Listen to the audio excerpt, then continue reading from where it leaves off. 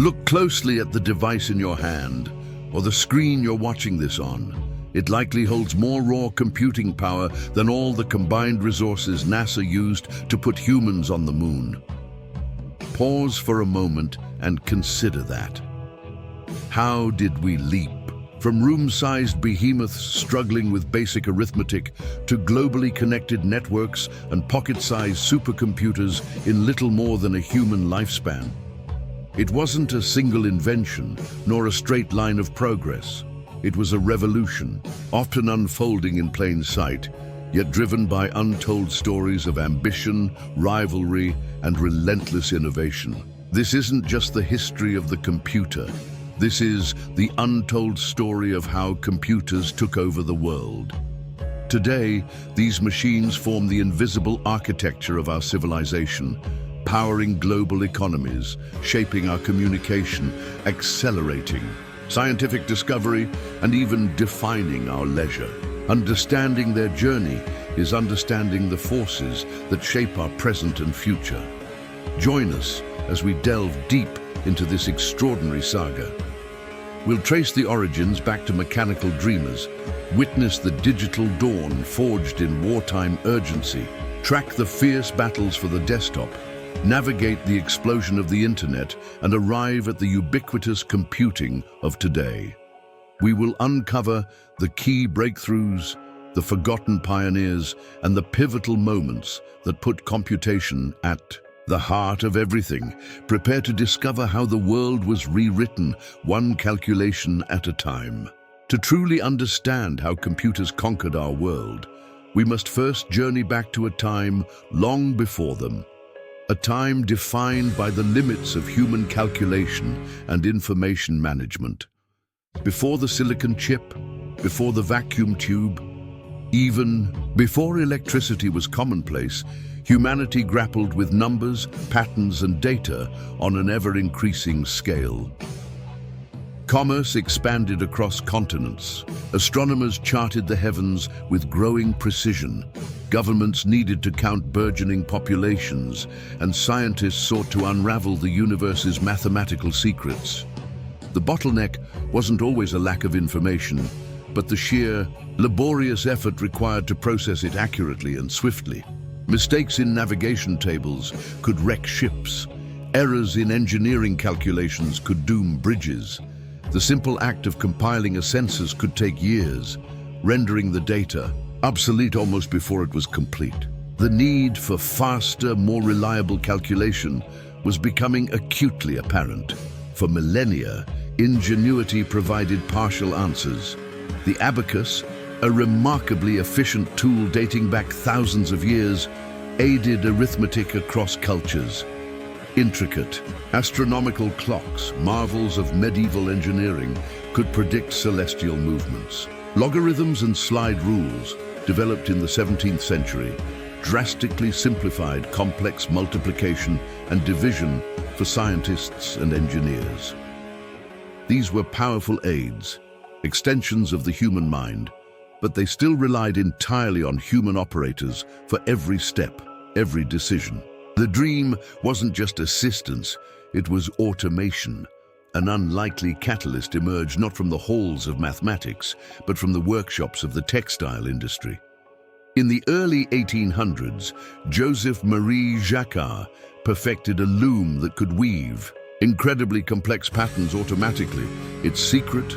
Punched cards. Holes punched in specific locations on a card dictated the loom's actions, raising or lowering threads. For the first time, a machine was demonstrably controlled by a sequence of stored, changeable instructions, a rudimentary form of programming.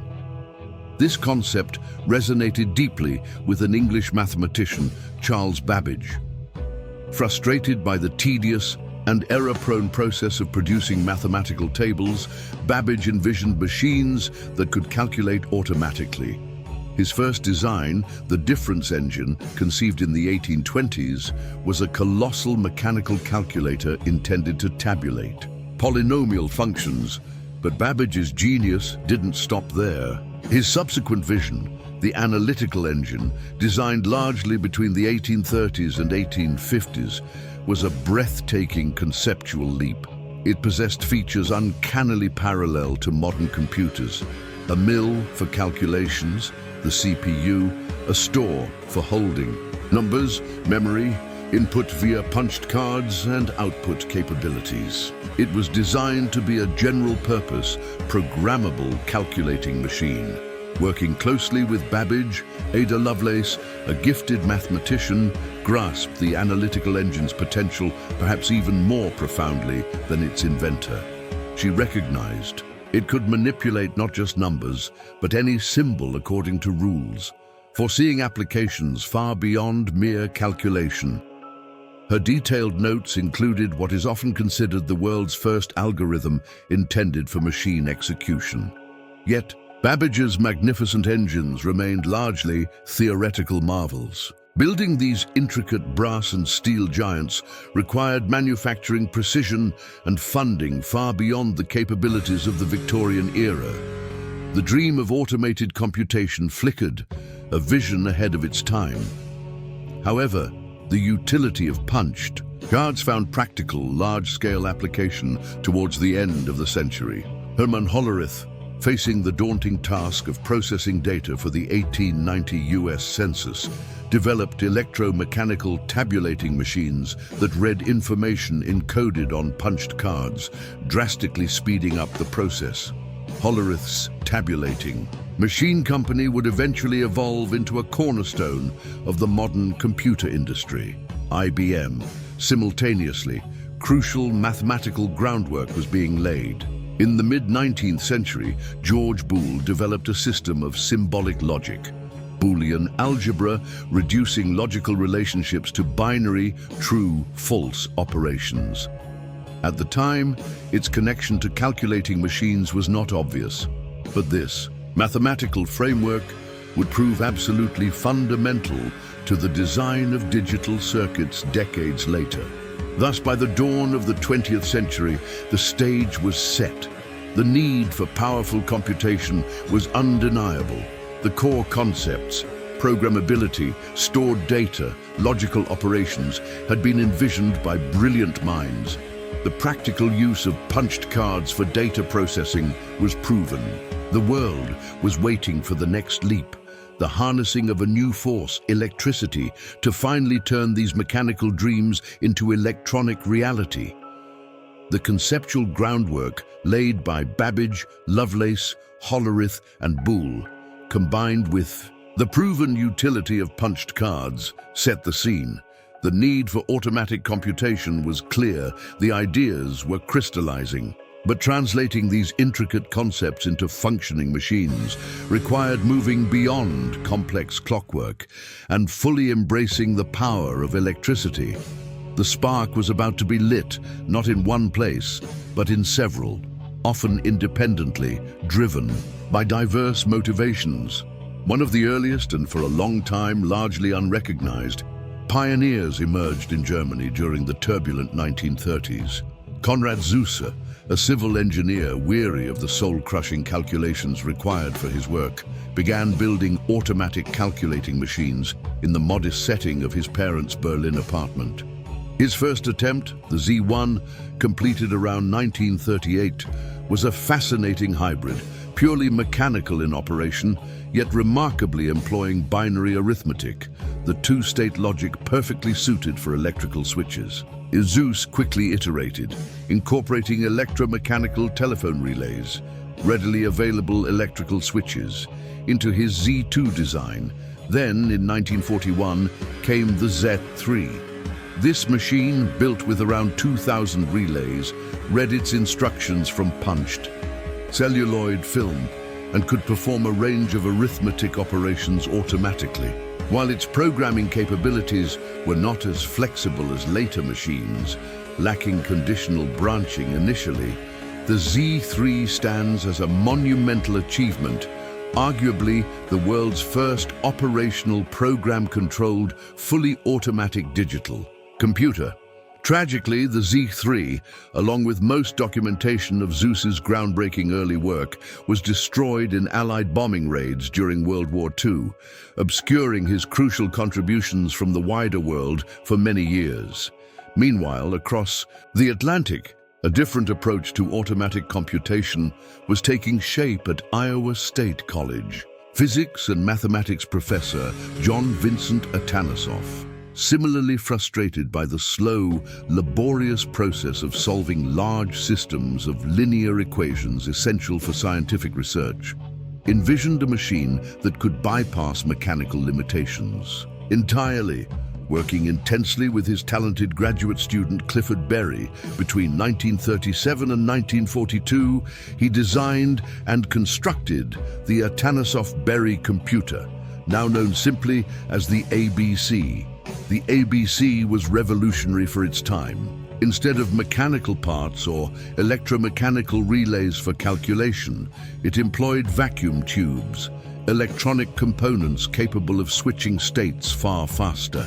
It performed calculations using binary arithmetic and featured a clever form of regenerative memory, using capacitors mounted on rotating drums, periodically refreshing their electrical charge to retain data. While the ABC was designed for a specific mathematical task and wasn't fully programmable like the Z3 or Babbage's theoretical analytical engine, it demonstrated several foundational principles of electronic digital computing years before other, more famous machines. Its direct influence was initially limited by wartime priorities and Atanasoff leaving Iowa State, but its concepts resurfaced significantly in later patent disputes surrounding the invention of the electronic computer. Other parallel efforts also pushed the boundaries using existing electromechanical technology. At Bell Telephone Laboratories, researcher George Stibitz demonstrated the potential of relays for calculation, famously showcasing remote operation of his complex number calculator via teletype line in 1940. And at Harvard University, physicist Howard Aiken, inspired by Babbage's century-old ideas and crucially backed by funding and engineering expertise from IBM, spearheaded the development of the Harvard Mark I, officially the Automatic Sequence Controlled Calculator, ASCC. Completed in 1944, this electromechanical behemoth stretched over 50 feet long and weighed nearly 5 tons. It used thousands of relays, switches, rotating shafts and clutches, controlled by instructions punched onto paper tape. A powerful tool for complex calculations, it served the US Navy extensively during the war, but its reliance on moving mechanical parts inherently capped its speed far below what electronics could potentially offer. The crucial spark of this era, therefore, wasn't a single invention, but a convergence. The paradigm was shifting from gears and levers to electrical relays, and then, critically, to the lightning-fast potential of vacuum tubes. Binary logic emerged as the natural language for these on-off electrical states. The core ideas of automatic control and stored instructions, envisioned decades earlier, were finally finding tangible, electrically powered forms. These pioneering efforts, however, were fraught with challenges. Funding was scarce, skepticism was common, and the engineering required to build reliable machines from thousands of individual, often unreliable components like relays and early vacuum tubes was immense. Furthermore, the escalating global conflict of World War II cast a long shadow, both disrupting projects like Zuse's and simultaneously creating an urgent, unprecedented demand for faster calculation. A demand that would soon fuel the creation of electronic giants and irrevocably launch the computer age. The early sparks of automatic computation, ignited by pioneers like Zuse, Atanasoff, and Aiken, proved the concept feasible. But it was the crucible of World War II that transformed these sparks into a raging fire, accelerating development at an unprecedented rate, driven by the desperate need for faster calculation and code breaking. The ascent of the computer had begun.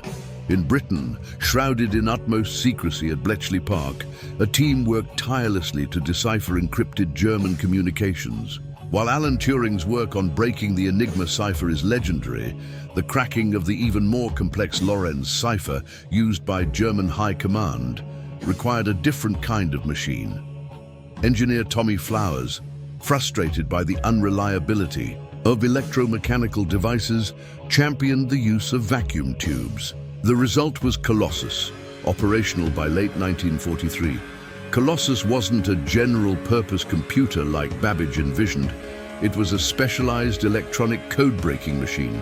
Yet, with its hundreds, later thousands of vacuum tubes processing punched paper tape at high speed, it was arguably the world's first large-scale, programmable electronic digital computer. Its existence remained classified for decades, but its contribution to the Allied victory was immense. Simultaneously, in the United States, the Army's Ballistic Research Laboratory faced the daunting task of calculating artillery firing tables, a slow, human-intensive process.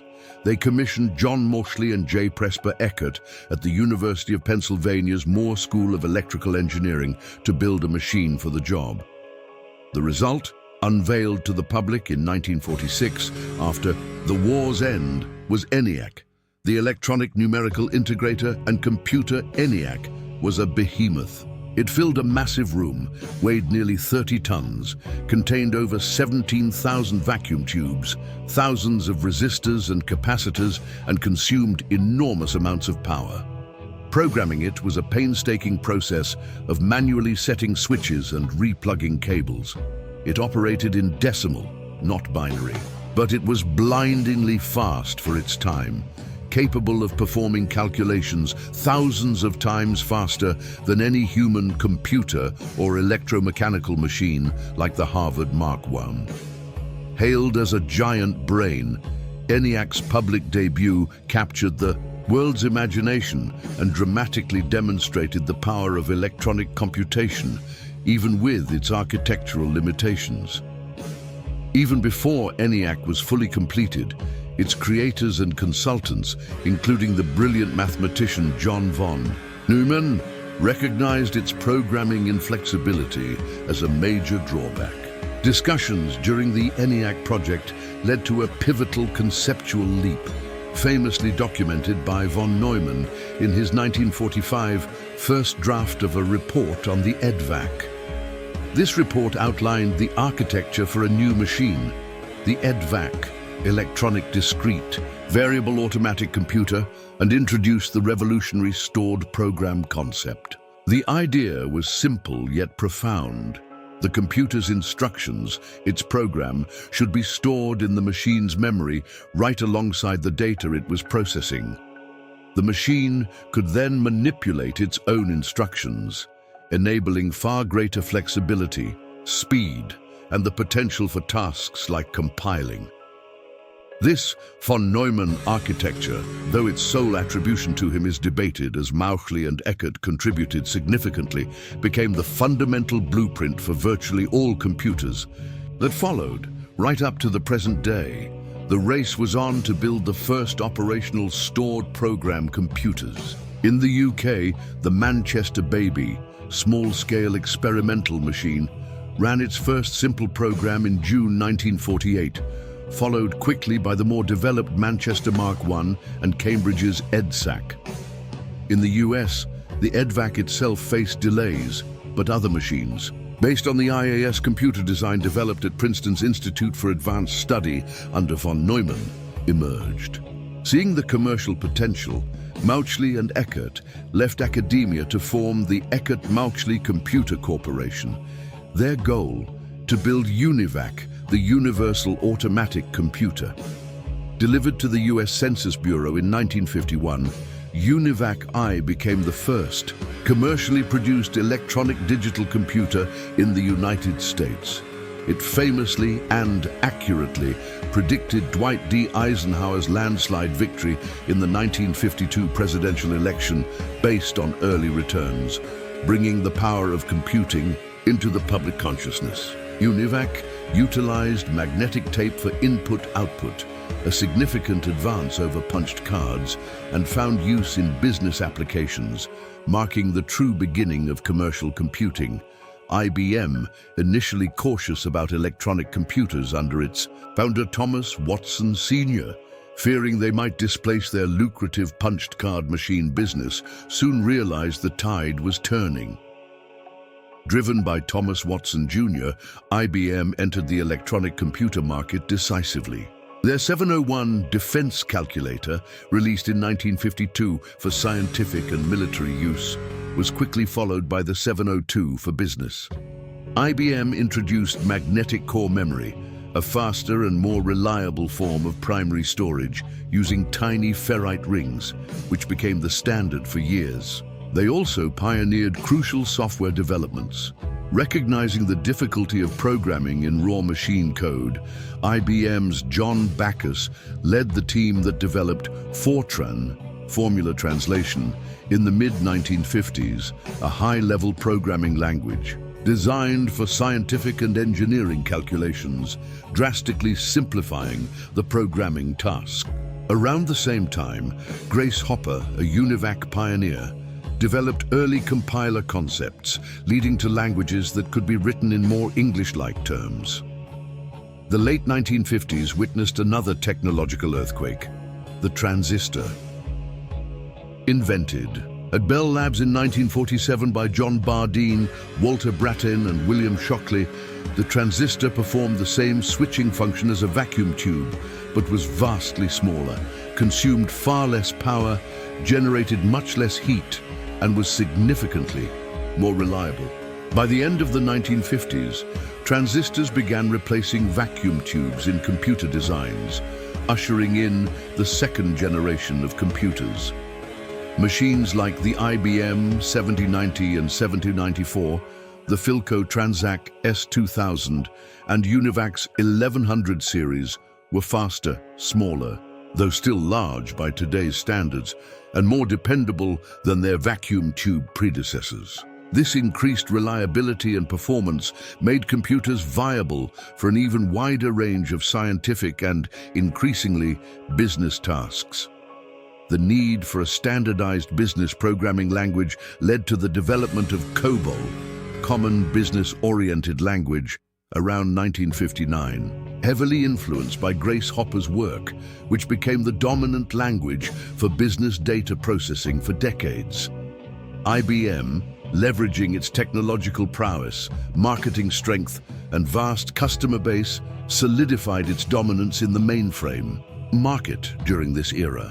Their masterstroke came in 1964 with the announcement of the IBM System 360. This wasn't just a single computer, but a whole family of software-compatible machines spanning a wide range of performance levels and prices. A program written for a small System 360 could run unmodified on a much larger model. This concept of a unified architecture and upward compatibility was revolutionary.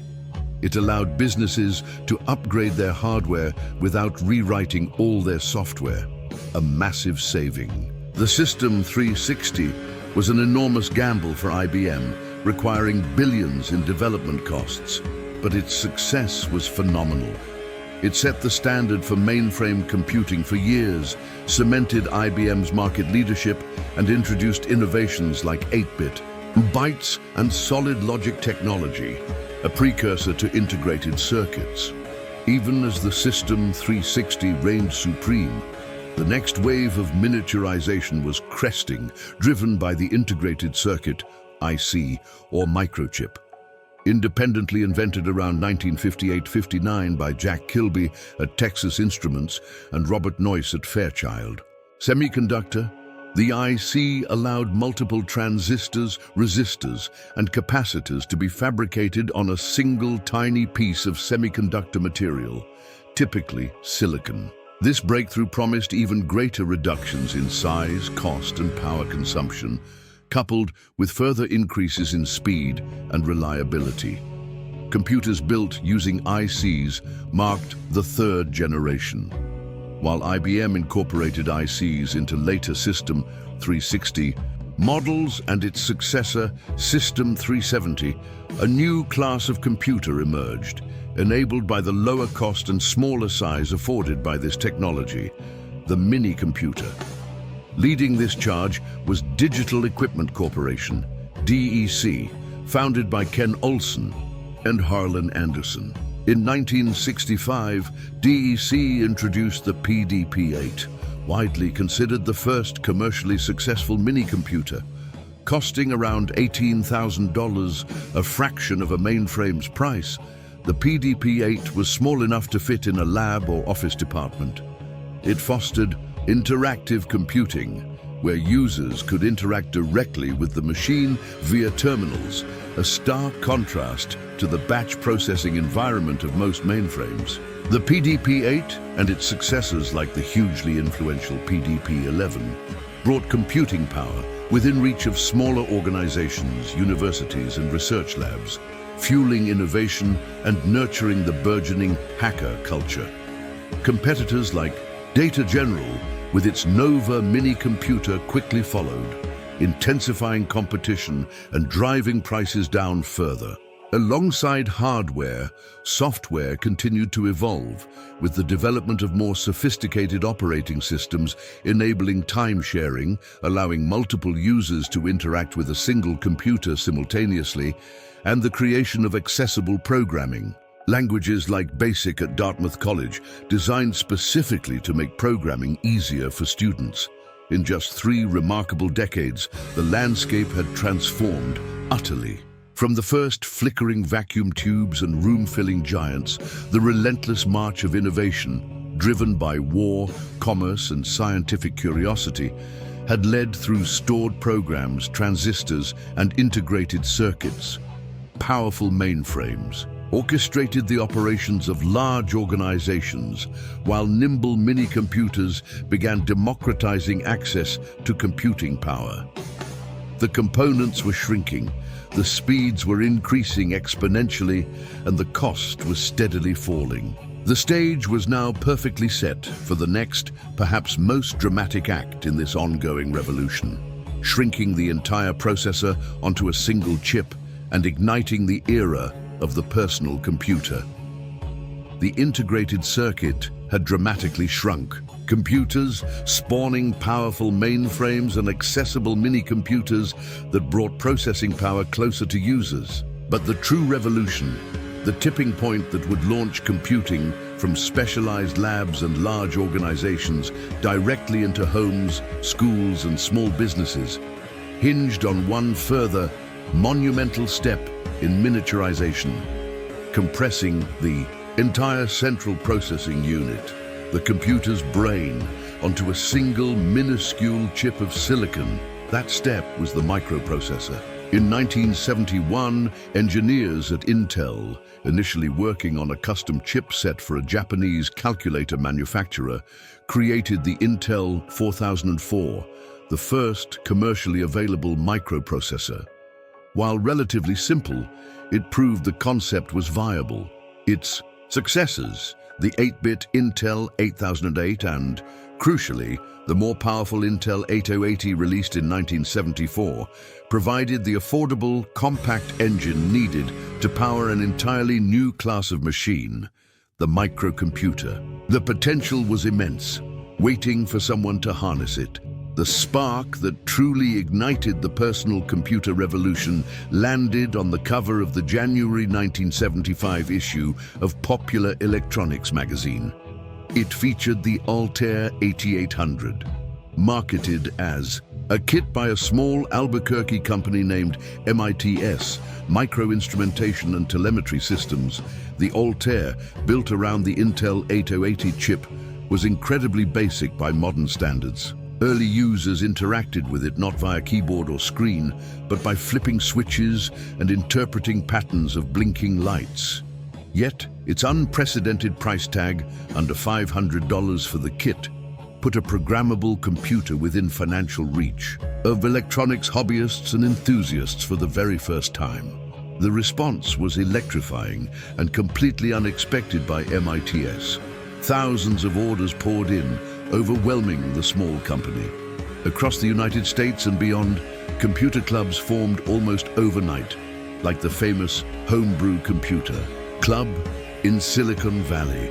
Newsletters circulated and a vibrant collaborative community sprang up, dedicated to building, programming, expanding, and finding uses for these affordable new machines. It was for the Altair that two young Harvard students, Bill Gates and Paul Allen, saw an opportunity. They quickly developed a version of the popular BASIC programming language for the machine, licensing it to MITS and forming a partnership that would soon become Microsoft. The Altair demonstrated the pent-up demand, but assembling kits and programming via switches wasn't for everyone. The next crucial step involved making microcomputers accessible and user-friendly. 1977 proved to be a landmark year, witnessing the launch of the trinity of personal computing, three machines that brought pre-assembled, ready-to-run computing to a much wider audience. First, the Apple II.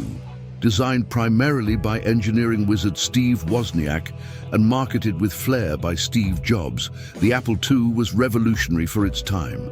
It offered integrated color graphics and sound capabilities, came in a sleek plastic case, and featured an open architecture that encouraged third-party peripherals and software. Its appeal extended beyond hobbyists into homes and, significantly, schools. The release of VisiCalc, the first electronic spreadsheet program exclusively for the Apple II initially, became its killer application, driving sales among small businesses and professionals who instantly saw its value. Second, the Commodore PET 2001. Commodore Business Machines, then known for calculators, launched the PET featuring an all-in-one design with a built-in monochrome monitor, keyboard and cassette tape drive for storage, offering a complete, self-contained package. Third, the Tandy TRS-80 Model I. Sold through Radio Shack's thousands of retail stores across America, the affordable TRS-80 brought personal computing directly to the mass-market consumer environment like never before.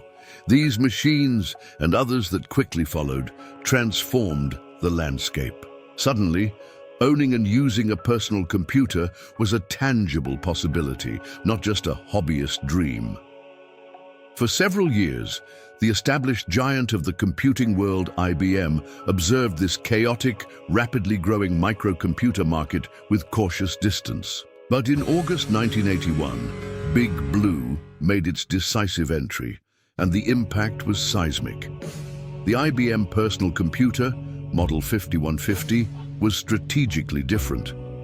Instead of relying solely on proprietary technology, IBM built the PC using off-the-shelf components, most notably an Intel microprocessor, the 8088, a cousin of the 8086. Critically, they adopted an open architecture, publishing detailed technical specifications that allowed other companies to develop compatible hardware and software. For the crucial operating system, they turned to Microsoft, licensing MS-DOS. The IBM PC wasn't the fastest or cheapest microcomputer, but the three letters on its case, CBM, conferred instant legitimacy. Businesses that had hesitated to invest in machines from younger companies like Apple or Tandy now felt comfortable adopting the IBM standard. The decision for an open architecture proved transformative. It unleashed a torrent of IBM-compatible clones from companies like Compaq, Dell, and countless others, driving prices down and innovation up.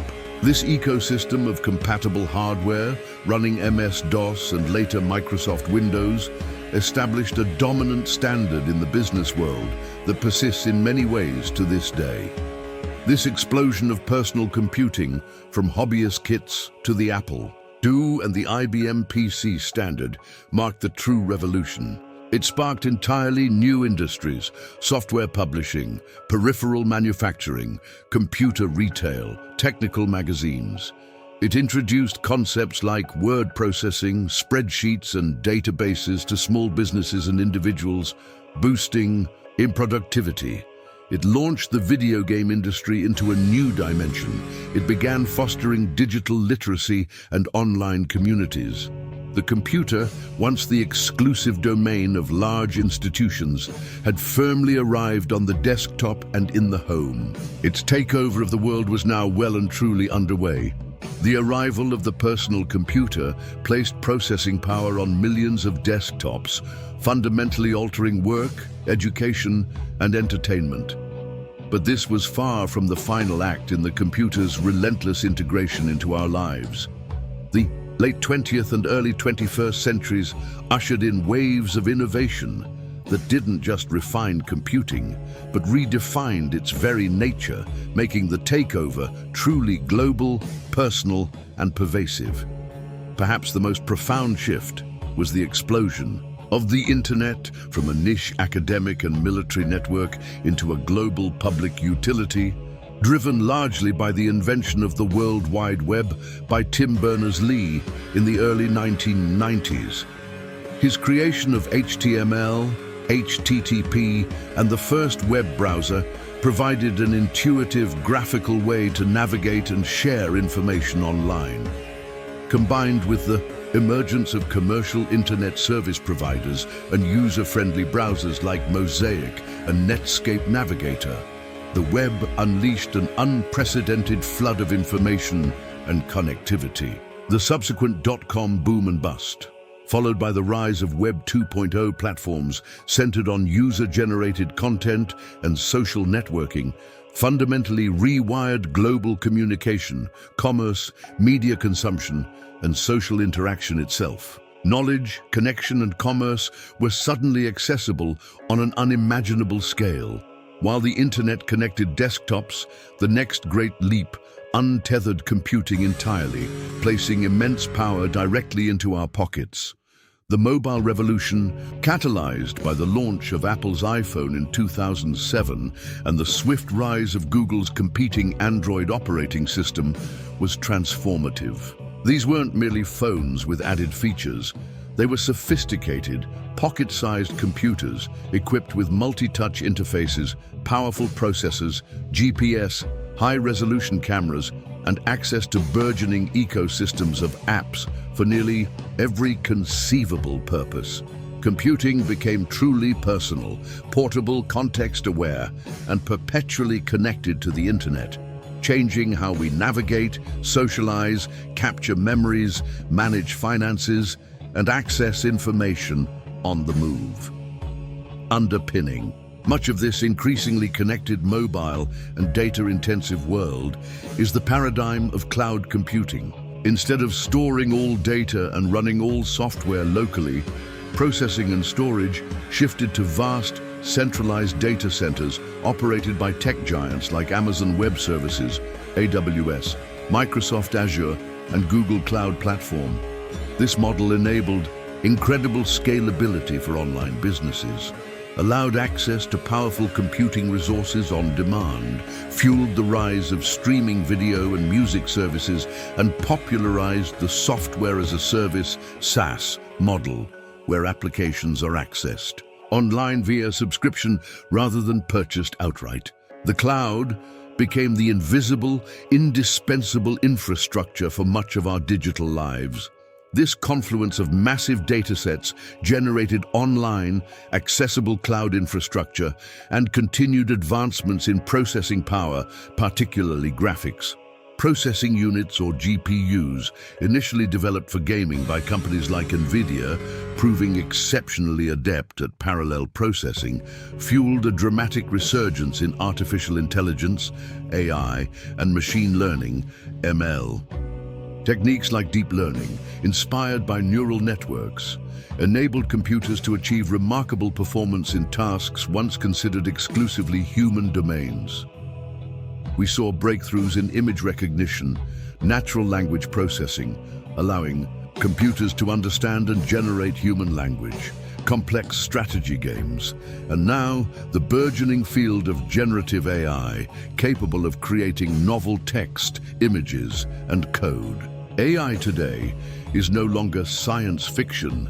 It's increasingly embedded in search engines, recommendation algorithms, virtual assistants, translation services, medical diagnostics, and countless other applications, subtly shaping our interactions and decisions. Beyond these dominant trends, computing continued to diversify. At the extreme high end, supercomputers reached petaflop and now exaflop speeds, tackling immensely complex scientific challenges in fields like climate modeling, drug discovery, materials science, and fundamental physics. At the other extreme, embedded systems placed tiny, specialized microprocessors into cars, appliances, industrial equipment, and wearable devices, creating the interconnected Internet of Things, IoT. And looking towards the next frontier, researchers worldwide are racing to build practical quantum computers, harnessing the strange laws of quantum mechanics to potentially solve certain classes of problems that remain intractable for even the most powerful classical supercomputers. So where does this leave us today? We inhabit an era of truly ubiquitous computing.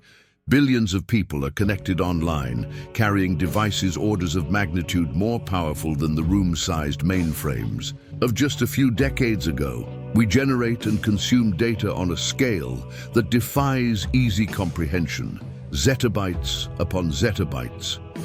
The technological landscape is dominated by a handful of immensely powerful global corporations who provide the platforms, infrastructure, and services that underpin much of this digital existence. But this unprecedented integration is not without its profound challenges. Critical questions surrounding data privacy and surveillance loom large. Cybersecurity threats become ever more sophisticated and consequential. The instantaneous global spread of information fuels concerns about misinformation and its societal impact. We grapple with algorithmic bias and the fairness of automated decision-making. The digital divide persists, leaving billions without meaningful access to these transformative technologies. The environmental footprint of our data centers and electronic devices, their energy consumption and e-waste, demands urgent attention. And the rapid advancement of AI raises complex ethical dilemmas about its control, its impact on employment, and its potential future capabilities. The computer's takeover is undeniable, its benefits immense, but navigating its complex consequences is the defining challenge of our contemporary era.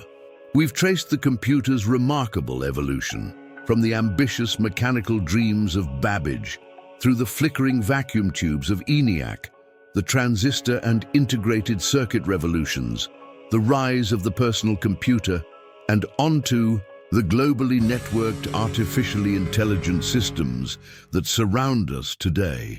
But looking back across this incredible arc of innovation, what is the true lasting impact? What is the enduring legacy of the machine that took over the world? To grasp its significance, we must recall the world before widespread computation, a world constrained by the speed of manual calculation, the pace of physical mail, the geographical limits of information access, and industries operating on fundamentally human timescales. The contrast with our current reality is almost absolute. Instantaneous global communication, vast libraries of human knowledge searchable in seconds, complex financial markets operating at light speed, highly automated manufacturing, entertainment streamed on demand. These are not mere conveniences. They represent a fundamental restructuring of human capability and interaction, entirely predicated on the existence of the computer. Its impact permeates every facet of modern civilization. In science, computation has become the third pillar alongside theory and experimentation, enabling simulations of everything from colliding galaxies to protein folding, accelerating discovery at an exponential rate. Economies have been utterly transformed. Entire industries born from software and digital services now dominate global markets, while older industries have been reshaped by automation and data analytics, leading to massive shifts in productivity and the nature of work itself. Culturally, computers have democratized creation and distribution, spawning new forms of digital art, interactive entertainment, and global online communities, forever altering how we express ourselves and connect with one another. Education, healthcare, governance, warfare, no domain remains untouched by its influence. Perhaps the computer's most profound legacy, however, lies not just in what it does directly, but in what it enables. It is a meta-technology, a foundational tool upon which countless other advancements are built. The Internet, the World Wide Web, the entire digital communication infrastructure. These are impossible without computers serving as the nodes, routers, servers, and clients. The smartphone revolution relies entirely on miniaturized, powerful microprocessors and sophisticated operating systems. The current explosion in artificial intelligence is directly fueled by decades of progress in computational power, data storage, and algorithmic development running on computer hardware. Fields as diverse as genomics, materials science, climate, modeling, and logistical planning depend critically on computational analysis and simulation. Therefore, the computer is far more than just a sophisticated calculating machine. It represents a fundamental extension and augmentation of human intellect itself. Like the invention of writing, the printing press, or the mastery of electricity, the dawn of the computer age marks a pivotal inflection point in the human story. Its takeover wasn't merely about automating tasks. It was, and continues to be, about amplifying our capacity to process information, to communicate across vast distances, to model complexity, to create in new ways, and ultimately, to understand ourselves and our universe. The legacy is complex. Its societal implications are still unfolding, but its place as one of humanity's most transformative inventions is absolutely secure. Having traced the computer's remarkable journey from ambitious dream to global reality, the question inevitably arises: what comes next? The relentless pace of innovation, fueled by decades of accumulated knowledge and accelerating technological capability, shows absolutely no signs of slowing. If the past 70-odd years brought us from ENIAC to the smartphone and cloud AI, where might the continued evolution of computation lead us? Around the globe, researchers are pushing the boundaries. Artificial intelligence remains a major focus, with efforts aimed not only at refining today's specialized AI, but also exploring pathways towards more general, adaptable intelligence, AGI. Quantum computing, though still largely in its nascent, experimental phase, continues to advance, holding the tantalizing potential to revolutionize fields like drug discovery, materials science, and cryptography by tackling problems currently intractable for even the most powerful supercomputers. We're also seeing exploration into neuromorphic computing, designing chips that mimic the brain's architecture for greater efficiency, and research into fundamentally new computing paradigms using light, optical computing, or even biological molecules. Looking at near-term trends, experts predict an even deeper, more seamless integration of AI into our daily routines, powering smarter assistants, more personalized medicine and education, increasingly autonomous systems, and perhaps more intuitive ways to interact with technology. The Internet of Things, IoT, is expected to continue its exponential growth, weaving a digital fabric connecting potentially trillions of sensors and devices, generating unprecedented amounts of data.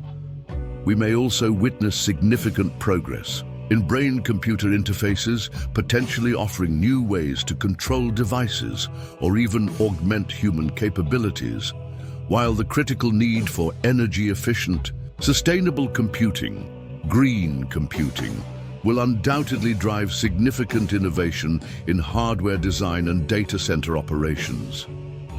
Peering further into the future, the possibilities become more speculative, yet potentially world-altering. Could we truly achieve artificial general intelligence within our lifetimes? And what would that mean for humanity? If quantum computers fulfill their promise, what currently unsolvable scientific mysteries might they unravel? How will our fundamental relationship with technology evolve as the lines between the physical and digital, or even biological and computational, continue to blur? The potential impacts on society, the economy, creativity, and the very definition of human experience are profound and actively debated. The future of computing isn't predetermined. It will be shaped by the breakthroughs we achieve, the ethical frameworks we establish, and the societal choices we make regarding these powerful technologies. So, the final question really turns to you.